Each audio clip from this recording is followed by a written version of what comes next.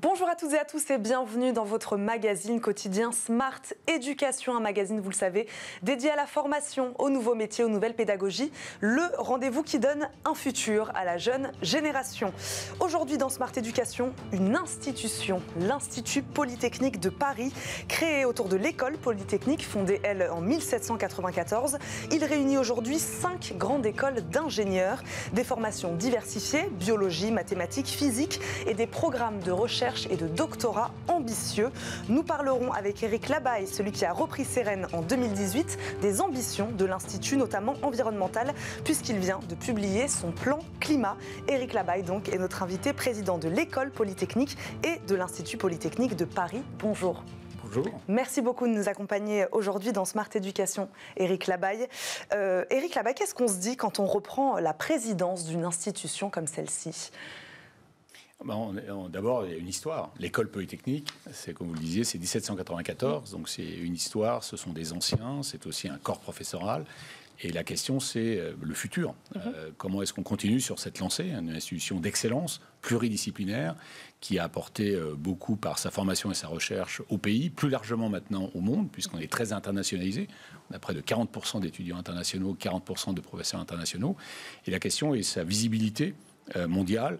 Comment est-ce que maintenant on apporte des solutions, on apporte des formations pour faire rayonner l'école polytechnique et puis maintenant l'Institut Polytechnique dans le monde entier. Donc on récupère un héritage et évidemment on a des ambitions pour cette institution. Éric Labaille, l'offre dans l'enseignement supérieur, elle s'est largement étoffée ces dernières années. Polytechnique reste malgré tout un nom pour les étudiants qui s'y inscrivent, selon vous ? Absolument. Ça reste une institution. C'est toujours une institution. Alors, on a eu quelques classements. On est toujours première école d'ingénieurs de France. Également dans le top 15 mondial en termes de l'employabilité de nos étudiants. Donc, reconnu par le monde académique, le monde gouvernemental, le monde de l'entreprise. Donc, c'est une institution d'excellence. Et je crois que les étudiants viennent chercher cette excellence, cette pluridisciplinarité, cette formation par la science et surtout la capacité d'apporter des solutions aux problèmes d'aujourd'hui. Je pense que les jeunes sont très, très à même de vouloir résoudre le réchauffement climatique, voire apporter des réponses aux inégalités dans la société, d'apporter aussi des perspectives sur la révolution technologique, le digital. Et c'est ce que l'école polytechnique, et puis nos collègues, justement, autres écoles d'ingénieurs dans l'Institut Polytechnique de Paris, s'attachent à apporter aujourd'hui. On va en parler évidemment pour rebondir sur ce que vous disiez sur le rayonnement international de l'Institut Polytechnique de Paris. C'est votre ambition aujourd'hui de rivaliser avec les grandes universités mondiales, justement, le MIT, Stanford, Cambridge. C'est votre ambition ? Absolument. Et d'ailleurs, le président de la République nous a aussi confié cette mission. Il apparaît d'être le MIT à la française, le PFL à la française, puisque nous avons en France des institutions, en particulier l'école polytechnique et ses collègues de l'Institut Polytechnique, qui sont tout à fait d'excellente qualité en termes, on le voit bien, de la formation, de la recherche, mais qui n'ont pas toujours eu la visibilité dans le monde global. Alors souvent parce que la formation d'ingénieur n'était pas toujours compatible avec les LMD, licence, master, doctorat. Donc mieux expliciter ce qu'apporte cette pluridisciplinarité. Donc on est aussi en train d'évoluer, vous le disiez, d'étoffer nos formations au-delà de la formation d'ingénieur, bachelor, master, PhD track, le doctorat. Et puis également, côté recherche, d'avoir une largeur, je dirais, de puissance de recherche encore plus importante. Nous avons une excellente recherche, mais quand on compare avec la taille des instituts anglo-saxons, ou même de quelques-uns de nos collègues suisses ou allemands, il faut continuer à renforcer cette puissance de frappe, je dirais, de recherche, en attirant les meilleurs mondiaux. Pour en parler justement de la recherche, quelles sont aujourd'hui au sein de Polytechnique les principales orientations stratégiques en termes de recherche, quelques secteurs ? Alors on a 2 axes en fait de travail. On a toujours un axe disciplinaire, physique, mathématiques, biologie, informatique, économie et quelques autres disciplines. Ça ne change pas ? Ça ne change pas. Et là on continue, on a 30 laboratoires qui approfondissent leur domaine. On a aussi créé ensemble plusieurs centres interdisciplinaires pour adresser justement les grandes questions de société. Première, réchauffement climatique, l'énergie, Energy for Climate, créé en 2019. On a 25 laboratoires ensemble qui apportent des réponses sur l'efficacité énergétique, les nouvelles façons de produire de l'énergie, renouvelable bien sûr. Donc là, un premier axe. Un deuxième axe, c'est l'intelligence artificielle et les data science. Évidemment, aujourd'hui, on l'a créé déjà il y a plusieurs années. On bâtit sur une force, on a plus de 300 chercheurs, et là on le fait d'ailleurs avec nos amis d'HEC, qui sont à côté sur le plateau. Comment apporter justement des perspectives pour la science, pour la société, pour l'entreprise, à partir justement de fondements mathématiques très forts. Troisième axe, tout ce qui est défense et sécurité. C'est là on retrouve aussi l'école polytechnique, l'ENSTA, et puis notre proximité avec le ministère de la Défense, les questions de cryptologie, de sécurité, de quantique, de nouveaux matériaux. Et bien là, nous avons bâti ce centre avec le soutien du ministère de la Défense. Et puis le quatrième que nous allons lancer cette année, c'est Energy for Health.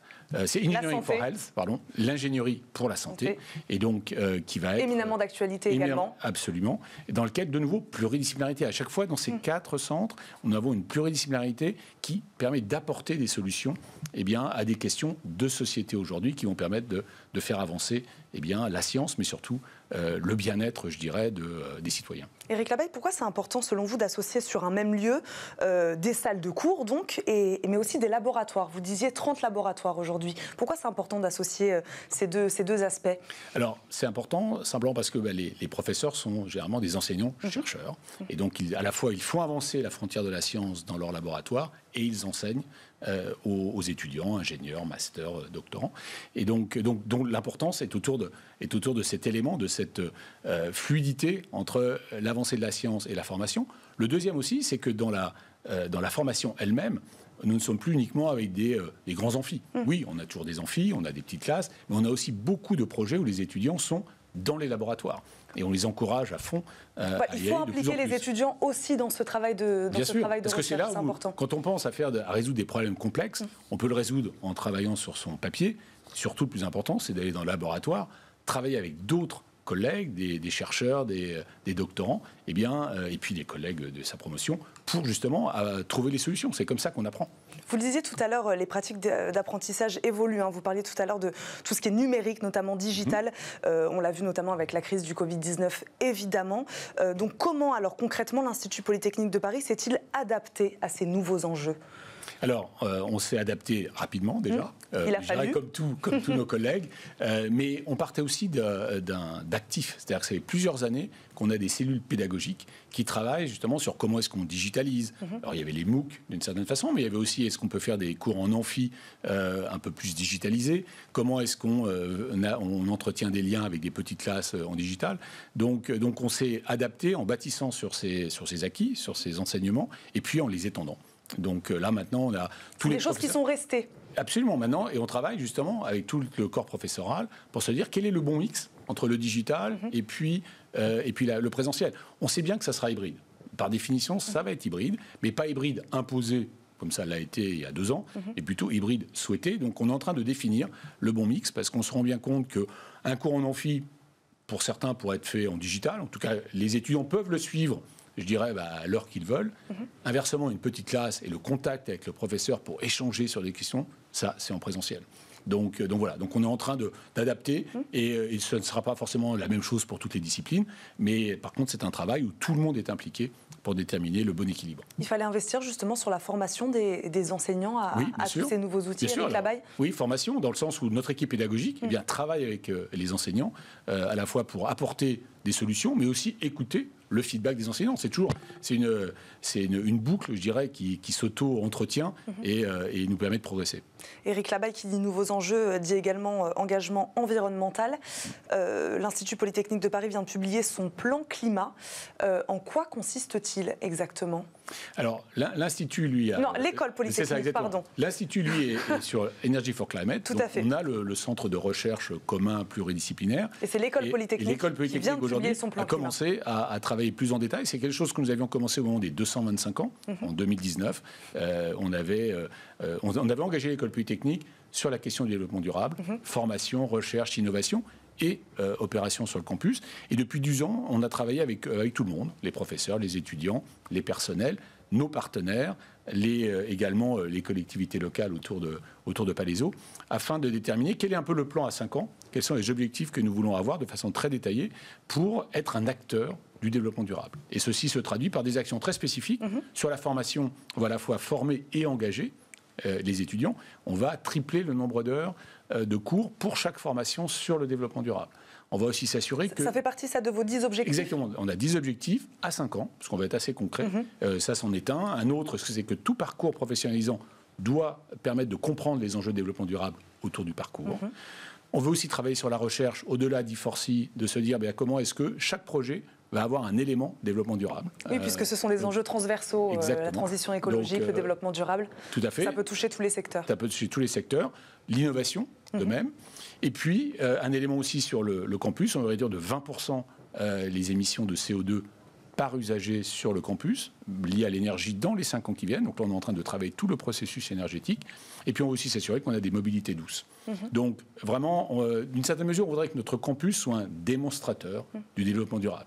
On cherche, on forme, on opère.